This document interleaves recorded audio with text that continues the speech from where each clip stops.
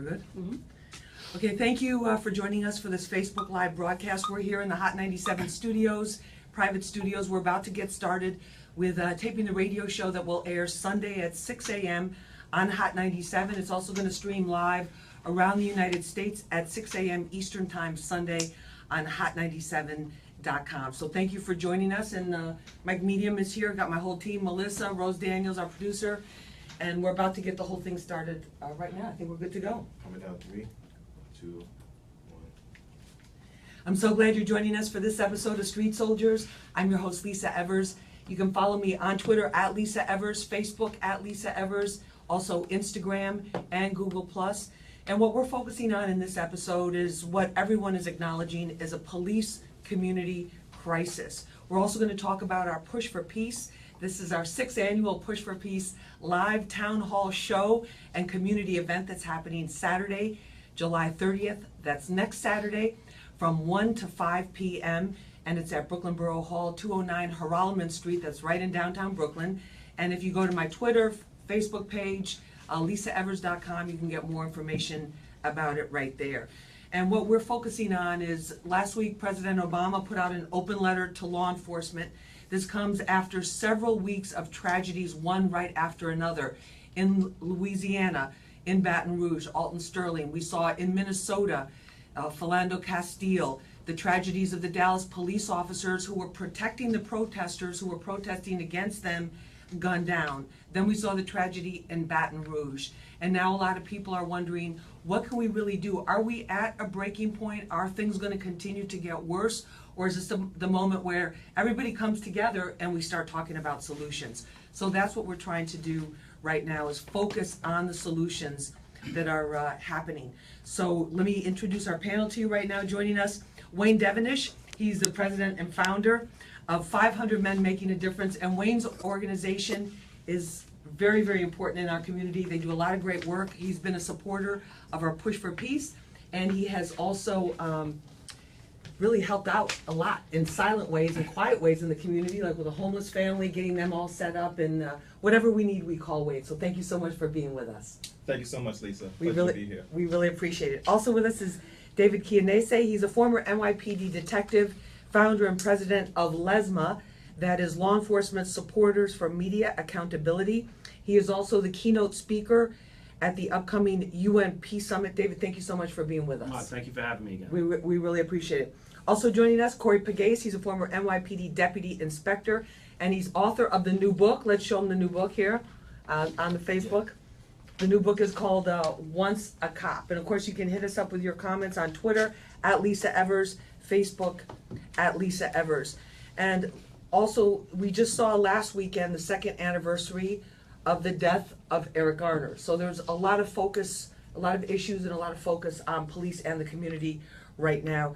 David, I want to start with you on this. When you see these tragedies unfolding, like we saw in Dallas, like Baton Rouge, and there have been some other incidents too, not at the same scale, thank God, but also attacks on police officers, what do you think as a law enforcement member? Obviously, I worry about my brothers and sisters out there. You know, I understand there's a lot of unrest, and they are getting tied into this. I think a lot of people, however, are putting their attention in the wrong spot. You know, you gotta work with the police in the neighborhood. You hear these protests going on. We want to disband police. Really, last thing you want to do. There are problems everywhere. Yeah, we got to work on things. I got that. But overall, they're great guys. They're great women. They're doing their job. They're making a living. That's all they're out there to do. That being said, I think we need to focus more attention, being that communities seem to be getting in an uproar over certain factors, such as cigarette sales leading to violent interactions through the people resisting, or well, you're talking about the Eric Garner case. Well, right, yes, I am. Which was a misdemeanor. Well, no, it wasn't actually. If you look up the law, multiple offenses falls under a felony under the New York State tax law. That being said, though, either way, he's pushed by the department. I'm not saying I agree with the law by any way, shape, or form. All right, let's talk about the Garner case. Let me get Corey Pagase in here. Corey, when you see everything that's happening right now and what's going on in the community, the vibe, you know, the feelings that people have, what's your sense of where we are? Are we at a crisis, like many people say? Are we divided, or are we not as divided as President Obama says? Well, I think this is a very critical point for policing in America right now, all around the country.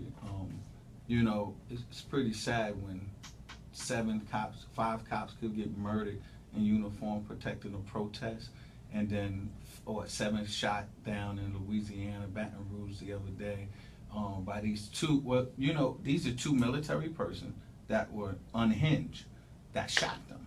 So what's happening around America, pretty much, I think me and David agree that policing hasn't like really changed. What changed is now things are on video. So the video is here now. So it's actually showing, and police departments are coming out. We're looking at videos of people dying, unarmed black men dying, but the police department is coming out with a narrative that's not even equaling what we saw on video, and they're trying to bamboozle people, and people are getting pretty upset. And you look around the country, and all of these people, unarmed people, are being murdered, and nobody's being held accountable. I like the Baltimore, the Freddie Gray case. At least, like, all of these guys are being acquitted, but at least they actually got indicted, and they went to, you know, we're a country But of they were laws. also indicted without evidence, and But- she but withheld they- evidence as a but you know what? prosecutor, which is huge. But at problem. least for the black African American community, there was some form of justice. There was somebody I can that give At was, least Yeah, it's was on the murdered. just, justice. Wayne Devenish, you're out in the community. You get calls from people all the time for help and to try and calm things down and talk with people. What's your sense of where we are? Are we better off today? Are we worse off? Because we've heard Mayor de Blasio, we had Police Commissioner Bratton on Hot 97, BLS, and WLIB talking about since the death of Eric Garner 2 years ago, there have been numerous reforms in the NYPD. They've had training, they've had implicit bias training in how to deal with people from different racial or ethnic groups. They've had de-escalation training in terms of how to talk somebody down as opposed to, you know, taking them down, like we saw with the James Blake case last summer, the last fall, the tennis player. What's your sense of where we are right now? Yeah, I definitely think it's getting better. Speaking just in my community, the interactions that I have with my precinct, the 79th, has just improved exponentially. It used to be, you know, you try to meet with the commanding officer, or you try to meet with several officers, and you know, you get the brush off. Now they're reaching out to me. They put me in the Citizens Academy. They giving us officers that we're supposed to know that are right within the community. I mean, it's still we're still dealing with maybe the higher level of officer that you probably won't even meet, you know, when you get the traffic stop. But the interaction is improving, and it seems like they're trying to work towards where there's a community policing and community cooperation. So that's a real thing, because they've been talking about the community policing. So you're saying that now you have somebody that if there is like a situation brewing, or there's a, you know, a group, there's some kind of problem that's ongoing but hasn't escalated to a full-out crisis, you all as community leaders have somebody you can speak to. Yeah, definitely, and they're reaching out to us, whereas that wasn't the case, I'd say, just 3 years ago. All right, what about the community policing, David? This is not a new concept, but it seems like there's a new emphasis on it. Well, it's a new importance, and it is important. It's always been important. You know, I think it's a good thing. It's where it should always be. You know, we need cops in the community. People have to know who they're talking to, and the cops need to know who they're dealing with. They have to know who to turn to for help. They also have to know who the troublemakers are. You know, a lot can be said about a cop really knowing the grassroots neighborhood, you know, being able to do his job properly. And that's when you see things when officers sometimes react, and you say, well, why did he react that way? Sometimes it's because he knows who he's dealing with. You see a guy who's acting crazy, he knows maybe he has issues, maybe he's a known alcoholic. He's going to talk to the guy, put his arm around him, try to comfort him, as opposed to somebody you know who's always a fighter, always a runner, always, you know, you're going to handle it differently. And I think that's an important approach for the job. All right, step forward. This is Hot 97 Street Soldiers. I'm your host, Lisa Evers. On Twitter, Instagram, Google+, Facebook, at Lisa Evers. And what we're talking about is the police community crisis. And also remember, our Push for Peace, Saturday, July 30th. That's next Saturday. You can hit up my executive producer, Tone Capone, if you want to get involved with a community organization, if you want to speak there, if you want to attend, if you represent celebrities, artists, athletes, entertainers, hit up Tone, that's Tone, at lisaevers.com. And when we come back, I'm going to ask our guests what it's like being a police officer right now. What are they hearing from their members and from their friends who are wearing the uniform, whether they're black or white? That's coming up next. Ready? Yep. Okay, we'll go right into it. This is great. And you guys everybody just jump in. Yeah. Okay. Coming out You 3, know I got all my issues, but I'm sure we'll get to all of 2, them. Okay. Okay. 1. Welcome back to Hot 97 Street Soldiers. I'm your host, Lisa Evers, and we are streaming live on hot97.com around the United States, so you can spread the word. Text your family and friends right now. Very important issue that we're focusing on, the police community crisis. And don't forget, if you're just joining us, next Saturday, July 30th, 1 to 5 p.m. at Brooklyn Borough Hall, our 6th annual Push for Peace live town hall show and event. It's free, a great thing to come and bring the kids you're mentoring. If you're a mentor, a parent, guardian, uncle, aunt, big sister, big brother, this is a great positive event. We got DJ Magic doing the music for us. We got Michael Medium there. We're going to be recording it live for Hot 97 and also for Fox 5. So make sure you join us on Saturday. You can hit up Tone at LisaEvers.com and look at my Twitter page at Lisa Evers for more information. Joining us for this important discussion, Wayne Devenish. He's the president and founder of 500 Men Making a Difference. Also with us is David Chianese. He's a former NYPD detective and founder of LESMA, that is the Law Enforcement Supporters for Media Accountability, and he's also going to be the keynote speaker at the upcoming UN Peace Summit. Also with us is Corey Pagase. He's a former NYPD deputy inspector and author of Once a Cop. Corey, what are you hearing from the men and women that are wearing the uniform now here in the city? They're afraid. I have family members that's cops in the NYPD. Actually, my daughter's a cop and my nephew. And they're afraid. There was just last night, there was a belief that 2 cops got shot at because they were standing in front of the 60 precinct and some 66 precinct, I believe, and shots were fired. And my nephew was immediately texting me saying, 2 cops just got shot in the 66, but it was a false alarm. So like anything's happening, like they're on edge. And that's a little scary because now when there's a situation that might not have to go too far, cops are on edge and they might take it a little too far. I'm a little nervous with this climate that we have And for your daughter, for your Of nephew, course, right? Well, not just them. I bleed blue. I still bleed blue. I just hate bad cops. But for the good cops that's out there, and I don't want no cop dead, the bad ones or the good ones. But I'm afraid for them. They have to really be on point right now because it's critical. You can't keep killing unarmed black men and don't think there's some unhinged black person that's going to do what happened in Dallas. So we got to fix this. And it's not, I don't believe it's training. I'm not an advocate for training. I don't think it's community meetings. What I think needs to be done is these police municipalities need to start disciplining these guys. Like the Garner case, Pantaleo, look at the record. He's getting sued for $64 million. He got 15 complaints. Well, what were you doing then? We wait till it's an Eric Garner, and then everybody's up and, oh, he killed an unarmed black man. But what was you doing prior to, in Louisiana, 2 cops murdered Sterling. 1 cop got 3 years, 1 guy got Sterling 4. was going for the gun in his pocket, so would you rather a dead cop? I mean, let's be honest for what it is. I'll give you a breakdown on the image. I have a difference of opinion on him. Okay, let him get. Well, no, I mean, listen, I hear what you're saying. You have a difference of opinion. The problem is the gun was recovered, so there is no difference of opinion. But it was in his pocket. That's fine. You've never shot from your pocket? Tactical training, Well, basic NYPD. Did you Dave, go through it as a deputy inspector? You know Because we clearly went through not. training. Well, you must not have, But because you know Dave, how to shoot. he never- I you used to saw do the car video. stops with my 38 revolver But in my never- jacket pocket. The video clearly shows that the guy never went Actually, into the pocket. if you watch the second video where it's filmed from behind, you see the first officer, let's call him the taser officer, Right. deploys the taser and jumped on him. We'll Okay. call the second officer shooting officer, Right. just for the sake of the argument. You see Sterling on the ground, you see taser officer on top of him, you see Sterling With his pitch- left- hold on, with his left he pitches arm. on his left hip, Uh-huh. pushes up on his left elbow with his right hand with one arm, throws that officer off of him and goes for the pocket. You hear that officer jump back on him and say he's going for the pocket, he's going for the pocket. As the second officer, shooting officer, is falling back, he discharges rounds at him.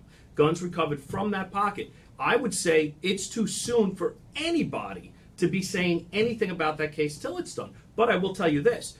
A, you're right in regard to Gardner. The guy had a record. I don't know if he should have been fired, terminated, or what. But in a plainclothes crime unit, in a community like that, absolutely not. maybe a summons order, riding around Right. in a scooter, giving parking Uh-huh. tickets. I agree 100%. So- I do agree on bad cops. I think that call is way too soon to be to have taken place, because I know I can shoot from my pocket. Right. I did undercover Okay, work, so and I carried a let gun me in my just jump pocket and did So it. if we talking tactics, let's talk tactics, because we all been through training. Of course. And there's no training that tells you get a call with a man with a gun. Right. There's a call with a man with a gun. I don't know no training tells you to go jump and tackle the guy. I- you take I agree. concealment, cover, give clear and concise orders. That I Put agree your with. gun down, get on the ground, crawl to me. So off the top, the tactics that they use in Were Louisiana horrible, but not was- criminal. So Horrible. We got, no, you brought Yes, a horrible. tactics, so we got. So you're saying in Louisiana, I'm in the bringing it up. Alton Sterling case, that the tactics were From the wrong top. and different from what the NYPD teaches you all? No, just Just tactical general difference. police department, Period. just general police. I would have called for more cars if you know he's got a gun. Right. But here's another aspect too that we forget. And again, this is how everyone plays into this problem. Corporations. Let's look at corporations and their role in this. One of the largest corporations for an electronic disturbance device, or a taser, is actually Taser. They have 3/4 of the contracts in America. What does that But- have to do with Louisiana? Well, I'll tell you what it has to do. It has to do with, since they've gotten so popular and made so much money, they're turning out a crap product. Now, that day, pull the trigger, you hear it, Taser never worked. You hear it crack twice, never worked. Now, had they had a good quality product from a company that stood by what it was and wasn't just lining their pockets like it used to be when they didn't have those contracts, and that Taser deployed, you know as well as I do, would have been a totally different situation. But too much emphasis is being put on these tasers, and if you research it, you'll see the rate at which they're failing the taser The high is failure rate. increasing Okay, dramatically. that's something for a good Right. survey. Let me bring it back to police. This is from the New York Times. Of all the unarmed people shot and killed by police in 2015, 40% were black men, even though black men are only 6% of the U.S. population. Right. People are angry about that. I'm sure, but we can look at other statistics if we're going to look at statistics. This is as of NYPD. So this is just New York. Crime ratings January 1st to December 31st, 2014. Non-whites commit 92% of all violent crimes in New York City. 92%. That's huge. Well, Corey, we what also about that? have Corey, what about that? non-whites commit 94% of all murders, 91% of all rapes, 94% of all robberies, 91% of all felony assaults. And these are whose statistics? These are NYPD statistics. Yeah, we well, can also go to 2015. What, yeah, but statistics are What- loaded. what about I that, was, I Corey? was Well, a police commander, so the statistics. then you know about loading and the- scamming numbers. The statistics are loaded because first of all, in black communities, the police hunt. In white communities, they protect and serve. I worked in the story. Yes, no, I know. I locked up a bunch of white people in the story. I okay? no, I know that. I don't doubt So, you. Exactly. I don't doubt No, you. we're talking about the system No, in no, I general. know. So when they say the most violent crimes are in the black community, I would say, yeah, we could talk about Brownsville, Right. which I believe is the most violent place. Oh, But when yeah, you look at it's gotta be up there Brownsville, for sure. you look at the socioeconomic, it's so much loaded Right, in but the that's what I'm- socioeconomic Of issues. course, the that's poor more of schooling, an issue. housing, That's more of an generational issue But than let's- race, but though. let's keep it 100, guys. If we're not indicting people that are living in high crime areas because there's many Never. hardworking people there in Never the that. communities, as we know. Exactly. But the fact of the matter is, my question is, are police going to act a different way in a neighborhood where they know there's more crime, where they know there's more likely to be people carrying They're gonna be unlicensed, on a illegal more handguns? heightened alert, but they still, it's the same basics. I believe me and Dave, I think we agree on this. The same basic is it should be every time you approach in a situation, the numbers should be 1 to 5. You know, it's the same thing every single time. If it's a man with a gun or it's a cat in a tree, you should always have your body bladed. Of you should be course, in of the interview. course. What does that Of mean, course. body What? bladed? Just Get turn strong side to the side. rear. Your gun should be to the rear. Okay. Shouldn't be in the front for Right. somebody to grab it. You should Okay. be in an interview stance where nobody could touch you. You know, all of these Right. basic Of course, things we absolutely. learn. Basic physical So- training. Right. So it should be no difference. And if it leads to a situation where it's going to be a violent encounter, it happens. You know, I write in my book once a cop where me and my partner was on a domestic violence dispute in Astoria over, the east side, and I got punched in my face. Mhm. And we had a brawl for 3 minutes, me and my partner, but not at one time did we think to pull our gun out. Oh, but yeah. these cops today, everything is right to 100. They're going right from, you know, Zero- you get zero to punched out. 100. The job also creates that too, and this is what brings me back, and I think it's important, and you'll agree And once I you've say been it. punched in the face a few I've times. been punched in the face. I've been punched in the And you didn't ribs. pull I never your shot gun. anybody. Exactly. But I have. Well, that's not true. I've been in a situation making an arrest, a simple arrest of a disorderly drunk in the south side of the 90 precinct. I believe it was South 3rd or South That's 4th. Williamsburg. And Williamsburg, back before Williamsburg, what it is now. Was trendy. And, I remember taking somebody on the day of the Puerto Rican Day Parade, taking someone into custody, drunk and disorderly, peeing in the middle of the intersection. And it goes from me and my partner taking this guy, no resisting from him, into custody, to the entire block rising up and charging at us. Now, at that point, too, did I draw my firearm, point it out at the crowd, and tell everyone to back up as bottles were being thrown at us? Yes. Did I have to fire a firearm? No. Did anyone get hurt? Other Yeah, but than that's us? a- that's No. You, Bob. It is You, Bob. what it is. All right, we need to No, take. I got- It is what it is. We need to take a short break. Yes. This is Hot 97 Street Soldiers. We're talking about the police community crisis. Is it as bad as it seems to be from the media? Is it worse, or is it better? That's what we're talking about with our guests. And also remember, next Saturday, the Push for Peace, Hot 97 Street Soldiers, our 6th annual Push for Peace live town hall event and community info fair is happening at Brooklyn Borough Hall. That's 209 Haralman Street, right in downtown Brooklyn. Thanks to Borough President Eric Adams, Executive Producer Tone Capone. If you want to get in on it, tone at lisaevers.com. We've got DJ Magic doing the music, all kinds of celebrities from NFL stars to reality TV stars to entertainers. Some of your favorite artists are going to be there as well. And just come on out. It's going to be awesome. 500 men making a difference, giving us the tactical support. So make sure you join us. We'll be right back. Ready? Yeah, I don't Yeah. have my gun. What do you want to take? That's I'll understandable. interlook with you. Oh, absolutely. That's all the way understandable. Absolutely, it's understandable. I just Wayne, when we come back, I want to start with Wayne, and I just want to ask you about the climate, because you're in Brooklyn, the climate that you're sensing, you're saying there's more cooperation, but there's still a lot of anger too. Oh yeah, it's Yeah. night and day. No, Yeah, I want the way Blue views it and the way Yeah. civilians view it. Okay. Alright, Okay, guys, stand by, please. alright, coming down 3, 2, I agree. 1. Okay. Welcome back to Hot 97 Street Soldiers. I'm your host, Lisa Evers. Next Saturday, July 30th, 1 to 5 p.m., it's going down at Brooklyn Borough Hall, 209 Haralman Street. That's right in downtown Brooklyn. You can't miss it. Our free Push for Peace Town Hall show and info fair, community info fair, free refreshments, entertainment. We got Hip Hop Gamers going to be there with some live video games.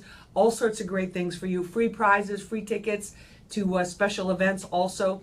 And make sure you come on down. Bring your nephew, niece, daughter, son, mentees, neighborhood kids, whatever. It's a very positive event. All kid-friendly music we play, and clean music.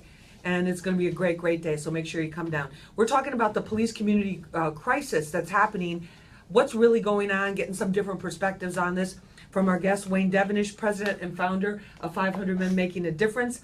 David Chianese is a former NYPD detective and founder of LESMA. That's the Law Enforcement Supporters for Media Accountability. David is also the keynote speaker at the upcoming UN Peace Summit. Also joining us, Corey Pagase, former NYPD deputy inspector and author of the book Once a Cop. Wayne, in terms of the climate and in terms of the young people in particular, the young men, what's the level of anger? Same as it is, different? What are you sensing? Oh, it's through the roof, and it's not just with the young people.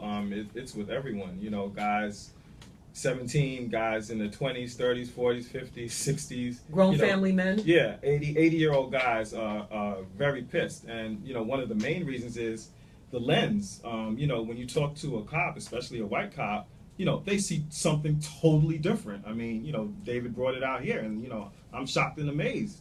You see something on video, and it's like, well, why the hell did they do that? Why wasn't there some sort of de-escalation?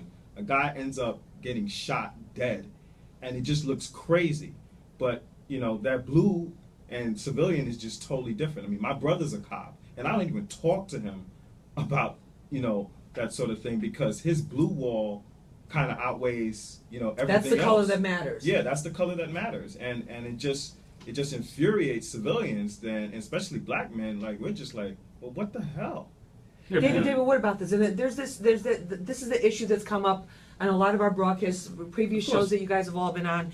And this is this sense that there's a double standard of justice. For example, the Garner case. Right. Here you have the video. You see the video, you see him being taken down. And then what's even, horrifying as well is you just see people who are supposed to be first responders just kind of standing there like nobody trying to give this man Well, aid in the last moments of his life. I'll comment. Let's comment And on the that cop, real and the quick. cop involved in that was never indicted, which that's the grand jury. The grand But jury he's too. he's still on modified duty collecting a paycheck. The job, just so That's you what know. people don't understand. The NYPD, and part of the problem with the NYPD is they will, no matter what you do in a case like that, they will modify you and put you on salary and ruin your career forever, rather than just get rid of the guy or put him back. Get rid of him or put him back. And why is that? We get told as reporters. I get It's told as a reporter. policy, It's procedure, it's under policy, review, it's all it's BS. a union. I mean, if you were in They- any other job and somebody died on your watch, you They're would be doing gone. it. Period. It's called appeasement. That's all it is. Community gets upset. The cop under that. Listen,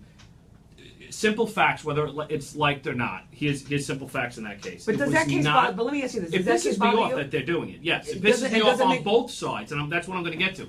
The officer didn't use a chokehold. That was proven in court. The individual. Hold did, on. What No, do no, you- But hold no, on, wait, hold Bratton on. said he Wait, did. no, The hold on a inmate said second. it was death by asphyxiation Actually, and compression on his chest. But that's not a chokehold. I'm not saying that. Just listen to what I'm saying. That is We're a going to chokehold. agree. No. No, see, that's the There was narrative that the I'm D- saying. That's what I'm getting at. when Listen. we So what look it at was. the videos, Okay. So All right, let me go on him- because let you're him going to explain it, understand. Corey, and then I want So to hear they said there's no chokehold.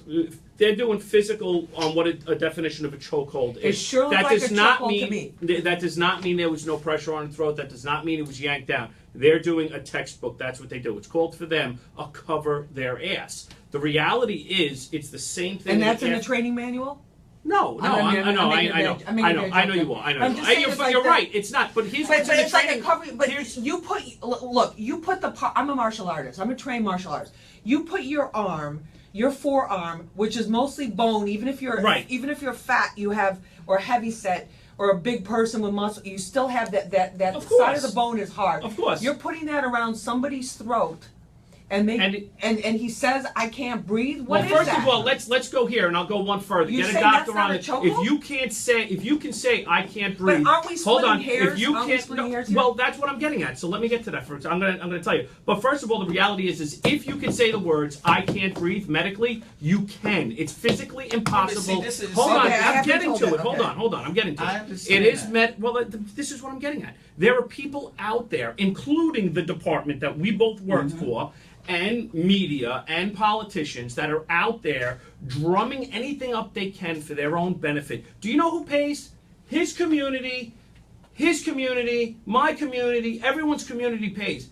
They don't pay. The Al Sharptons make the money. The politicians get the votes. Yeah, we but- all get but sucked Dave, into we stupidity. can't. But see, and that's where the problem is. Well, my concern is clarifying what it is. You can't Right. bamboozle America when you look at the video. I'm not saying to No, bamboozle not you, America. not David, you, not you- you. When Pat Lynch gets on national television and try to say it's not a chokehold, it was a karate move, that inflames and God rest Officer Ramos and Lou. We had an unhinged person come up from Philly Right, we because had of the our own Garner thing experience. and murdered 2 of our cops, right? No, from Maryland. From Maryland, wherever From he came Baltimore, from. and Maryland. murdered They have to kill 2 of his our girlfriend. Cops, right? Right. How And ironic. he blamed it on the Garner thing. Right. And here we go. We saw this movie 2 years ago. Here we see in Dallas. Right. Because of the video Right. we saw what I'm saying on national media is an assassination of Sterling. We could agree or disagree. But the point is, That's the fine. communities Right. suffer if Right. the Well, police are under attack. If the- police the- are getting They murdered, people- I know innocent they people are. innocent. Of course they When- are. when Do you you know how say- many for the year?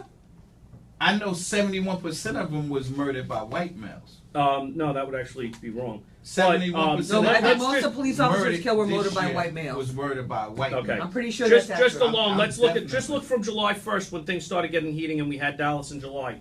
We had 32 cops shot, 11 cops killed. 9 of the cops were white, 1 was Latino, 1 was black. We had 4 shooters. 1 was unknown, 1 was white, and 2 were black. And no, the majority of officers shot aren't shot by whites. They're Yes, shot by that's- they're shot by what that's would be classified easy. as All you gotta non-whites. do to- But is again, look at the the reality FBI is No, but the numbers well, nationally, we but actually David, keep it. and I don't have the ability to check this, to verify this right now, but I believe that the Bureau of that's a Justice, def- the Department Bureau of of Justice is always a year behind anyway with Right, their, but the- their but it's the records. majority- Our but records also that we statistically, maintain are of this blacks year. are 12 to 13% of the Well, you American just gave population. us a All right, well, snapshot of we're still in July. Blacks are 12 You to just gave us- 13%. Well, we're talking about- Actually, blacks are 13.2% as of the 2013 racial makeup of America based on statistics. Right. Whites are 62.2, And that's why those numbers Hispanics are always gonna 17.1. be- they always However, gonna when be you that. look at from Department of Justice, when you look at black and white crimes, 84.9% involve a black perpetrator, and if you consider popularity density in regards to that, Hispanic versus black crimes show 82.5% a black attacker, and Yeah, their but population see, again, density is you always know- the same. Okay, but if so you're if we're talking- going to have an honest conversation Yeah. about everything, let's be honest with everything. What we need, and I've said it on your show before, we need people to sit down. By the way, not politicians. We Right. need you and me to sit down. yeah. We need you and I to sit down. We need you to sit down. Right. We need real people to sit down that do care. But again, and those we need to statistics- That's have what we're- that's honest. what we're trying I to know. do. I understand, and that's what we got to do. Honest Yeah. talk. And we And need your to- feelings are going to get hurt. My feelings are going to get hurt. His No, feelings. my feelings don't well, never get I'm hurt. just saying, David, when you it's have an business. honest So, David, conversation, are you- it so are can't you be sa- business. so are Just you- business it's is just- horrible. No, what I'm this saying is people's is, but lives. we can't talk about statistics without saying that we worked in diverse communities. I Right. worked in the Spanish neighborhood. Right. Spanish people were the perpetrators. You work in black neighborhoods. Black people are the perpetrators. You go to the white Exactly. neighborhood. White people are the You go to the perpetrators. Asian community, Okay. most So if the crime is most of the crime is in the black community nationally, of course you're gonna have more black people committing the crimes because that's the community where the crime is, where the cops are coming to hunt because the crime is higher. But there's a whole lot of variables that go into the crime. Okay, the that's Washington, happening. the Washington Post, and I don't want to get into a whole argument about statistics because I think that's just a whole show in and of itself. Because the Washington Post did extensive investigations into this and started keeping their own numbers. I think David, the biggest number of police shootings are done by whites and Latinos in the commissions of crimes. Then there's blacks. But you can't get away from the statistic from the New York Times where the number of unarmed black men not involved in a crime is so Actually, disproportionately wasn't it- higher. Wasn't it blacks, unarmed black shots? It never said in a crime or not in a crime, because in those numbers, upon our review, showed people that were shot by stray bullets in a shootout with cops that were black, that were counted in that figure, were not an intended target, and you have people that were That's in a there small- that were going for the cop's gun or assaulting them with their own nightstick. Okay, but maybe so you can break it down right. even So we further. can argue for statistics, data, but let's talk about the perception that is reality. Well, Wade, that perception is- sucks, and where that's people- cops. That's cops and politicians' because fault. I see as a media person, I think there's a No, that's feeling. not cops and politicians' fault. Are you kidding me? Well, you don't think cops are overreacting on things, and the media perception is obviously no, I'm out there doing thinking it? that black people are getting shot, and you're like, "What the hell happened?" And cops are Right. looking at it like, "Oh no, no, Well, no." you're They were absolutely right. resisting. That's But, that. and I'm that not ain't no listen, politician. I'm That's not saying people that seeing shootings. stuff with their I'm not eyes. saying bad shootings don't happen. What I'm saying is when incidents happen, there are people out there that are taking the lead and making matters worse. For example, people jumping out when you had. The Gardner incident and being in Baltimore, Maryland, and coming to New York and saying, I'm going to be the one to start making a revolution. I'm going to do the thing. You get 2 cops killed. There were other people that responded to that, celebrating it, enjoying it. The assaults against cops went up at the same time, too. I understand the anger. I'm saying everybody has a role in it. And our department, the NYPD and other big departments, don't help. They're not doing the right steps. You said yourself things are better now than they were only a few years ago, maybe even last year. But there's still a lot of Why- anger, but wait, no, wait, they're but- not. but But no, why but wasn't that it was better like- years let ago? Let him finish. No, but the anger is the perception that the cops say when they see something, Right. and what people are seeing. And the bottom line, And the there's bottom one of these line, incidents Lisa, happened. we can't hide bodies. Like we can hide a No, lot listen, of stuff. I but agree. You can't hide unarmed black men being murdered. Like we can't hide that because Why? when you put it up to like she ran those statistics of all you got to do is go into Google search and say unarmed white men murdered by police, unarmed black men murdered by police. We see the videos. You see I guys don't with listen, and I white don't guys doubt with the AK-47s, videos. and the Taking cops are over walking places, up to and them they're like, saying, could you please put the weapon down? Are you kidding me? I walk these streets with an AK-47. Well, and, you know, it's not another these thing. streets. Even Nobody like- on these streets would walk with an AK-47 No, but and be okay. But That happens. David, I'm talking about in the open A white carry guy could state. do that. Well, okay, I But got watch it. No, the he even open said carry. he's talking about You an know, open carry. I'm talking about an open He carry. said here, and I was Open, saying open New carry. York. Yes, we're not, and we're not I think talking it's about. right. We're not talking about beer or liquor. We're Right. talking about So a gun. even, Open carry for a gun. But you know Right. the You can sad carry a thing, gun. Dave, is this: a black man with an illegal firearm, an open carry permit, or a concealed permit, he's still a black man. So we saw that with Castillo. I got to open. It's his word. It's her word. It's her So words. let's just give the benefit of the doubt because he had a legal permit. What's the Well, problem? no, And he had wait. no Hold criminal- on. and Legal he had permit was no never criminal confirmed. record. Hold on. It's confirmed. He got a legal permit. From It's who? Who's it confirmed from? Tell it's me. confirmed. Who's from it the- confirmed it's- from? Who's it confirmed from? The Because the police sheriff. No, it's not. The police department did not confirm it. You said the they sheriff? came out and said no. And let me ask you a question. They We've been came in out and law said no. enforcement I a saw long the time. letter, though. We've been in law enforcement a long time. Right. If that black man didn't have a legal permit, what do you think would have been the first thing in the press conference they spoke about? Well, they No, They- they said. I want to. they I'm going to answer that as a reporter because we have to take a break. The first thing they would have said at the police at the press conference is he was carrying an illegal gun, That's and they would have it, said, Dave. and Right. they would have put pictures out of the Yes. gun. All right, we got to take a short break. There's the Hot 97's Hot 97 Street Soldiers. Oh, it ain't nothing. No, this is great. This is a discussion we need to have. Push for Peace next Saturday, July 30th from 1 to 5. We'll be back right after this. This is I got dangerous. you. We got you. Is this the last segment? Yeah, the last segment is How many- short. how It's long 2 is it? minutes. Oh my So I'm gosh! now, 'cause- All right, so I want to talk about some of the solutions too, but I just want to get in one point, and Wayne, I need to start with you again on this. When one of these incidents happen, like a Louisiana, like a Minnesota, for black men, law-abiding black men, grown men who are going through these daily indignities of being stopped and having these things happen, it hits a very raw nerve. I agree. Wouldn't I you be agree. upset if you were stopped all, Absolutely, no I reason? would. Absolutely, I would. Or you're there with your kid- I'm also part American Indian, and I'm upset that my people got kicked off their land and then got to Okay, live in a but that's it, reservation. though. Let's Let's- be what it is. let's No, start no, the I'm show. just Okay. saying. There's a lot of things Okay. that piss me off, but we got to find. I out. know, but I want to start with Wayne on Let's this. start off with, Explain to somebody that doesn't understand, Coming down okay? 3, 2, 1. If you will. Welcome back to Hot 97 Street Soldiers. I'm your host, Lisa Evers. We're talking about the police community crisis and what can be done with it, about it, and just how bad it is. Also want to remind you, Push for Peace. You want to get involved, hit up executive producer Tone Capone, Tone at LisaEvers.com, and go on my Twitter at Lisa Evers, and you'll see information that's right there. Wayne Devenish, president, founder of 500 Black Men Making a Difference. How do you explain the anxiety, the daily anxiety that a lot of black men feel towards police? Well, I mean, it's just a fear. I mean, we're personally scared. Our families are personally scared for us. My poor mother, she's scared for me as a black man. She's scared for my brother as a black man because, you know, folks are out to get cops. The police seem to be out to get black men is people's perception. And, you know, there's just a lot of anger. And, you know, the videos is really what's kind of escalating the thing. Because when I first heard that the brother had gotten shot, In Louisiana? In Louisiana, you know, I was like, oh man, not again, like damn.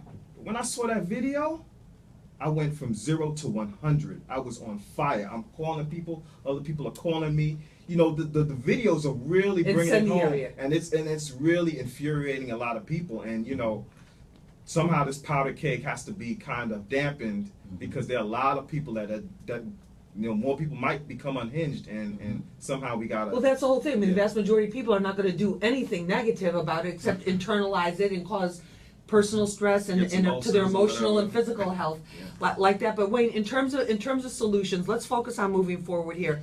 In terms of solutions, you talked about your experience as a community leader, the benefits and how it's improved in terms of communication with the local precinct. So you have somebody to call, you know who they are, they know who you are. Are they doing enough with that? Is there something else that you think police could do to ratchet everything down, ratchet the tensions down? Oh yeah, most definitely. One of the best things that they can do, which they're inching forward to, is having folks know the cops in the precinct. Like, so in my precinct, there's like about 350 cops. So may not be able to know all of them, but if you get through about half of them, you know, that's a start, because it's hard to, you know. With all the different shifts. And Yeah, everything. yeah. It's hard if you know John and John knows you. If there's a problem, you know, it's not going to go from 0 to 100 that quickly, because they know you. They know you work here. They, you know, I know them. Oh, you know, he lives in Queens, and you know, if there's a relationship, the escalation doesn't happen that quickly. But you know, as a black man, you know, I'm still scared. You know, when I'm driving and there's cops behind me, and I've done nothing, but I'm just still like, oh boy, let something happen. But if we're talking with each other, if we know each other, and I was like, oh, that's Officer John behind me. Hey, how you doing? Or you see him on the street or whatever. Yeah, you see them on the street, and if more of that happens, because right now it's still pretty much at a top level. So you know, in the commanding officer, you'll know a few guys below that, but we have to reach the on the beat cop, and more of that I think is definitely going to be helpful. Probably be better for the police too. It'll probably make their job Yeah, a lot more it's pleasant. good for And everybody. that's, It's good I've for even everybody. mentioned that to you on other shows. That is important. You know, one of the things I used to do when I was commander of the 67 precinct, everybody thought I was a nut. You know what I used to do?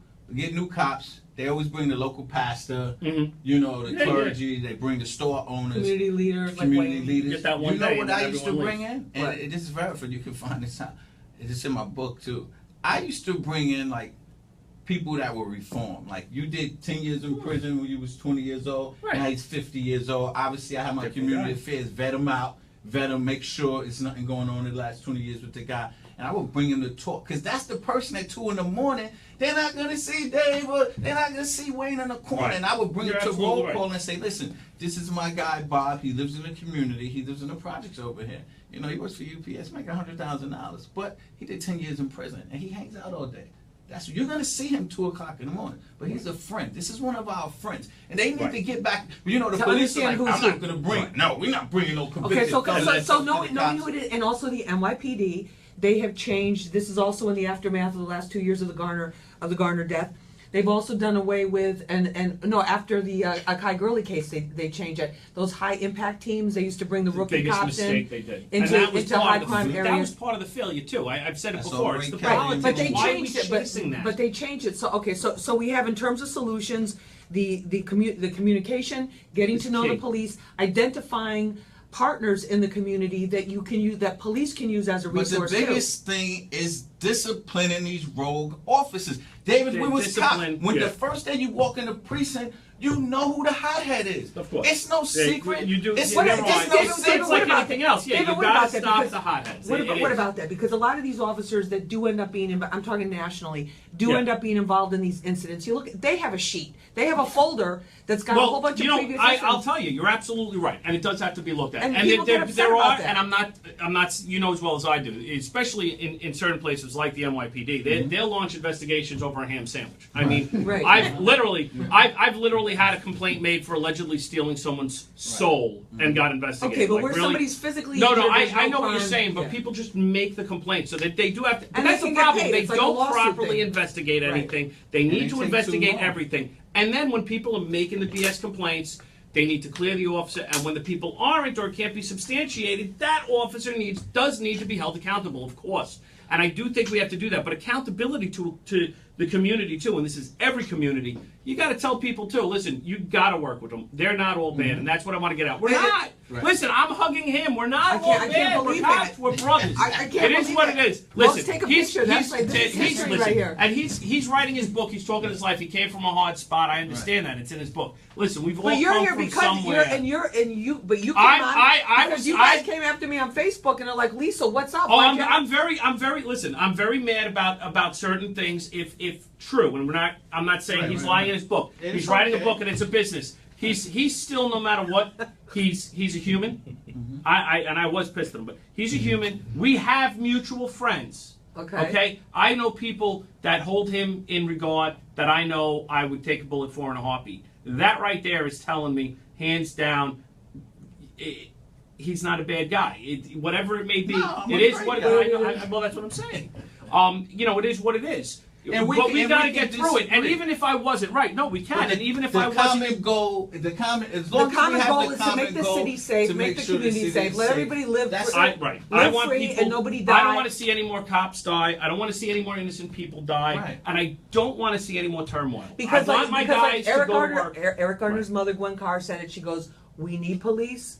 we Yes. want police. I know They have how- I police have in their family too, 350,000 but members from coast we to want coast. good police. I've lost 2 in the last week. I don't want to Oh my lose God, David, anymore. that's horrible. I don't. I I'm lost so one in sorry. Dallas, and then I lost another one in Bellevue, Texas, chasing someone for friggin' shoplifting, and he wiped out on his motorcycle for shoplifting. Are you kidding me? Let's stop. Stop we know- resisting. Stop we know arguing with that cops. Stop police jumping. work- You're listen, 100% Dave, right. Know the police neighborhood work- you work in. It's your job. It is your know job. Them. It is your your job. job. But the neighborhood has a responsibility to come out and know their cops. Yeah, and but that's the see- point. And does a police department, which was a suggestion Police that came out of our department should be fostering that. one voice broadcast. Darren Porcher, former NYPD lieutenant, who you guys know, who's been on the show many times. He said the department needs to prioritize these Yes. positive community relations Yes. and keep track so cops can get commended and say that I had a positive community contact. This Right. is what happened. Of course.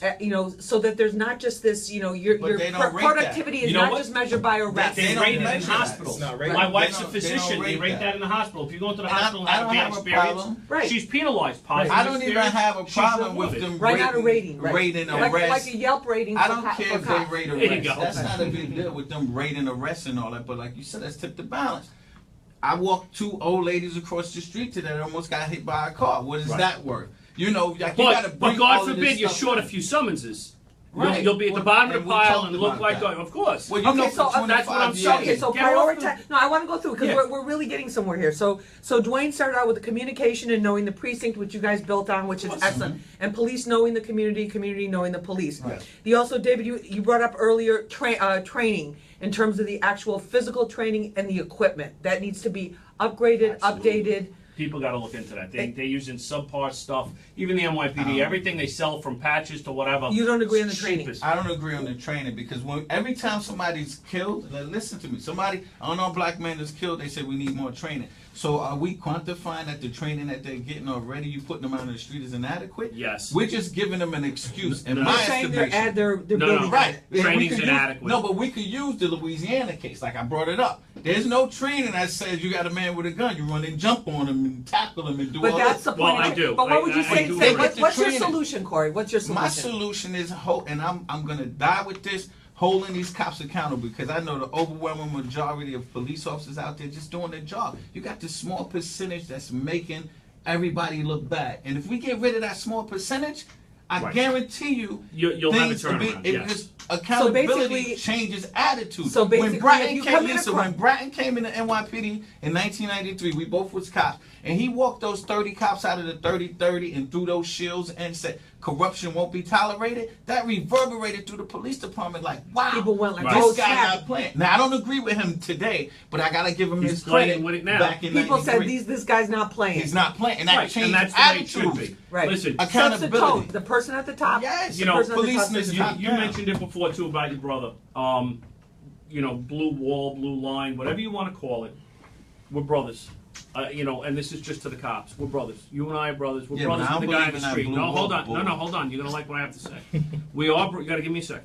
We are brothers, and we have to stand up for each other. But at the same time, when someone's bad, you got to stand up That's it. and throw out the trash. Exactly. Because when that shield is tarnished, you're tarnishing my shield. You're tarnishing my dead uncle's shield. You're tarnishing my agree. brother's shield. Yeah. You're tarnishing his shield. Okay, That's it. amen. On that note, I think we're all going to agree on that note. And I think I see Wayne nodding his head on that one too. Yeah, but I also, want I to just thank our wanna- guests.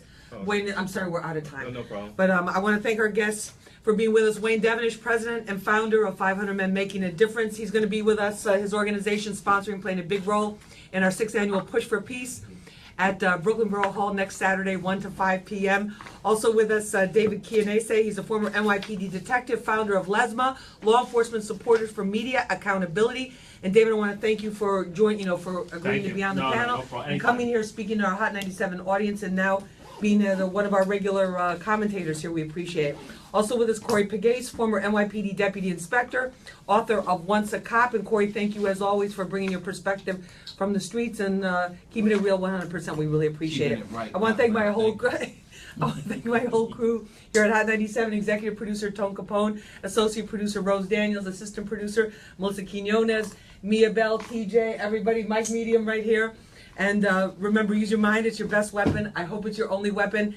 Be there next Saturday, 1 to 5, Brooklyn Borough Hall, as we all push for peace. Nice.